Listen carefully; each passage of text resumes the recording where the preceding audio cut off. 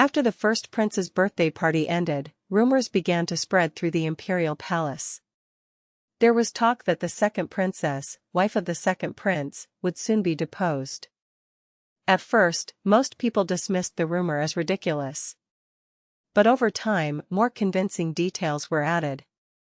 Sleep in separate rooms again today, right? I heard that Her Highness, the second princess, was exhausted after the mana neutralization procedure. How could they share a bed in such a state? A princess can't even neutralize mana, really. Perhaps this is why His Highness the second prince manages all her internal funds himself. Oh my god, so the princess has nothing of her own. Shouldn't we move to another palace before we get drawn into this dispute? Recently, whenever 2 or more palace employees gathered, they would whisper about rumors. Lucius, as he walked down the corridor, let out a loud cough upon hearing the maid's chatter. If anyone wants to move to another palace, let them speak now. I will arrange it immediately. Mr. Director. The maids backed away in fright and quickly ran away. Lucius clasped his hands behind his back and made a clicking sound with his tongue. The rumors, which had spread like fog, were now beginning to take shape.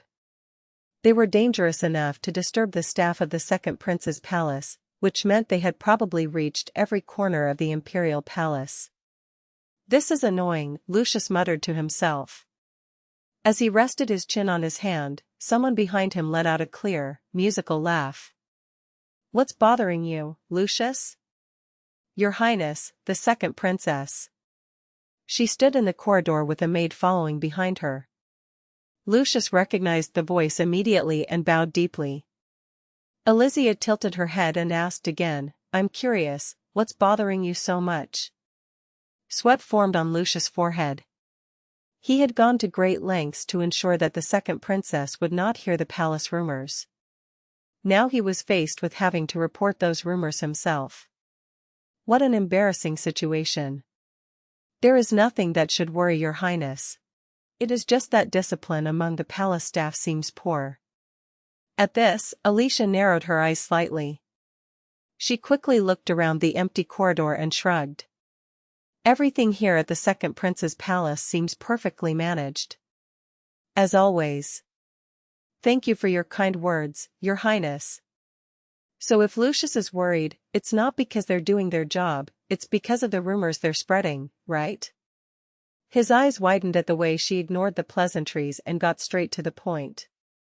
Lucius swallowed, trying to think of another excuse. But before he could speak, Aleisha raised her hand to stop him. I have yours too, Lucius. I apologize, your highness. That was my failure. I was unable to manage the staff properly.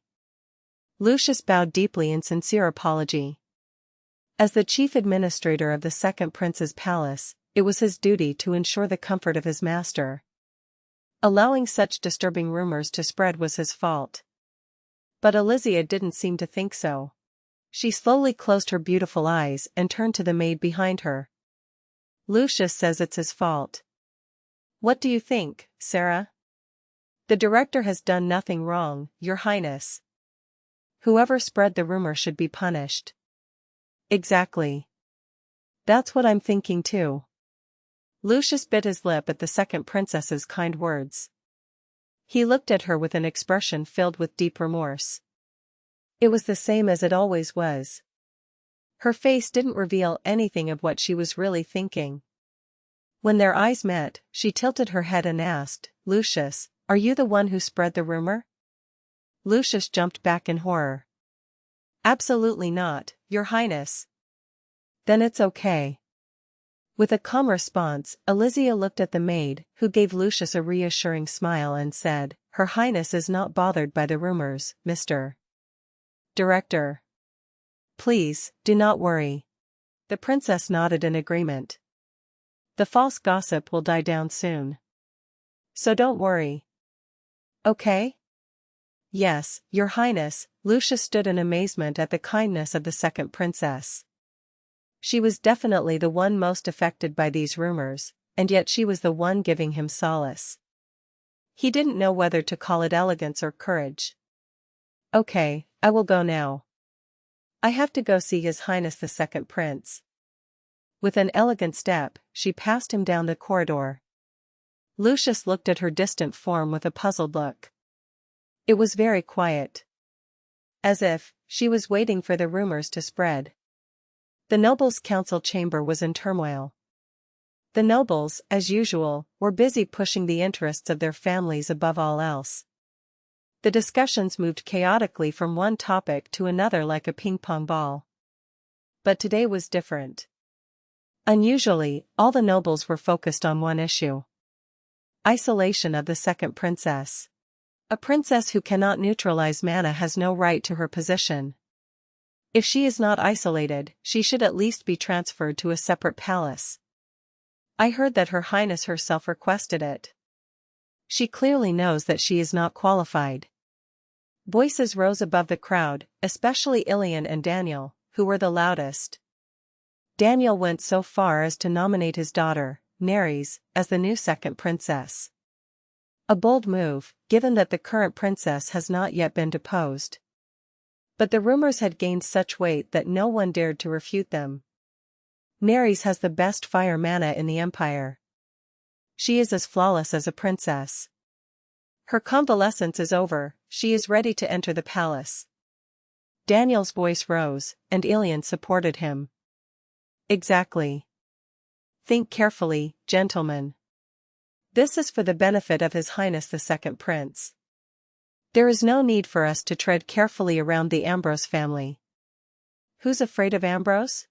They're hardly a noble family, they don't even have the right to sit in this room. When Daniel hit the table, the room fell silent. The silence seemed to agree. This silence was broken by the creaking of the room's heavy doors as they opened. Through it, the topic of all the conversation entered, the second prince. We salute Your Highness the Second Prince. Let the sun's rays shine upon you. When the second prince entered, all the nobles stood in unison. He returned their greetings with a blank expression, then raised his hand. As soon as they sat down again, the nobles heard his conversation. It's been a while since I've been to a council meeting. I'm disappointed to see how idle you've become. No, pitiful, really. You've made a royal prince a topic of discussion? How dare mere nobles do that? His words, mixed with royal pride and arrogance, left the room silent.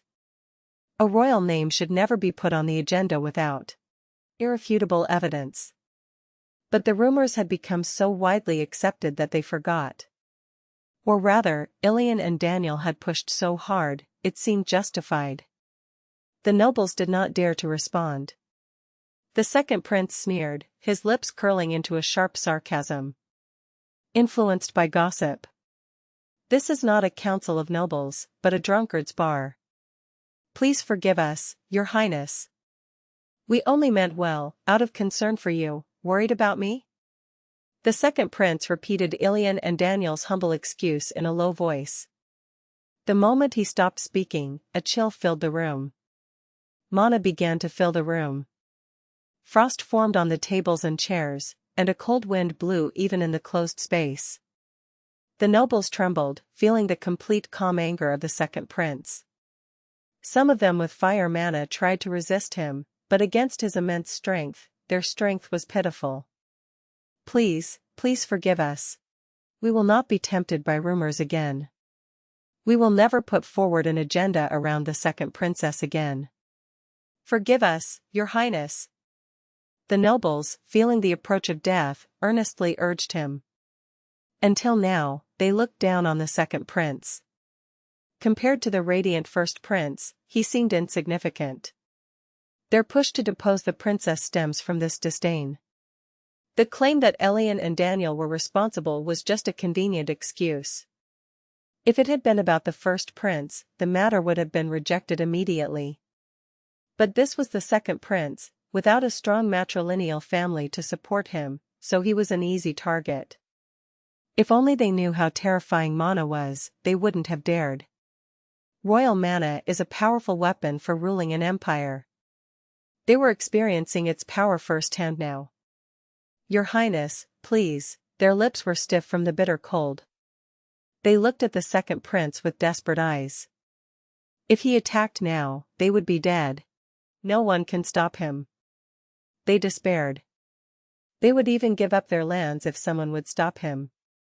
If only this horrific cold would stop. "Please, Your Highness," but the second prince remained unaffected. "Enough, Franz." Until the door opened, and the second princess entered the room.